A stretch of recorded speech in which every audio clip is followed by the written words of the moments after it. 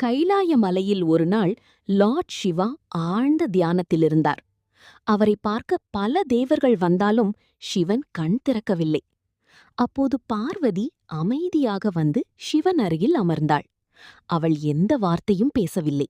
மெதுவாக மலர்களை வைத்து பூஜை செய்தாள். சில நேரம் கழித்து கடும் புயல் தொடங்கியது. குளிர்ந்த காற்றும் மழையும் கைலாயத்தை மூடியது. தேவர்கள் அனைவரும் அங்கிருந்து சென்றனர். ஆனால் பார்வதி மட்டும் சிவன் அருகிலிருந்து நகரவில்லை. மழை சிவன் மீது விழாமல் இருக்க தனது மேலாடையை விரித்து அவரை காத்தாள். கைகளும் நடுங்கின, ஆனால் மனம் தளரவில்லை. அப்போது சிவன் மெதுவாக கண் திறந்தார். பார்வதியின் அன்பையும் பக்தியையும் பார்த்து புன்னகைத்தார். பார்வதி, உலகம் என்னை சக்திவானவன் என்று சொல்கிறது, ஆனால் என் உண்மையான சக்தி நீதான் என்றார். அதை கேட்ட பார்வதி கண்களில் ஆனந்த கண்ணீர் மலர்ந்தது.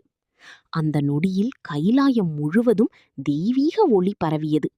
தேவர்கள் அனைவரும் ஹர ஹர மகாதேவா என்று முழங்கினர். நீதி, உண்மையான அன்பும் பக்தியும் இருந்தால் கடவுளும் மனம் உருகுவார்.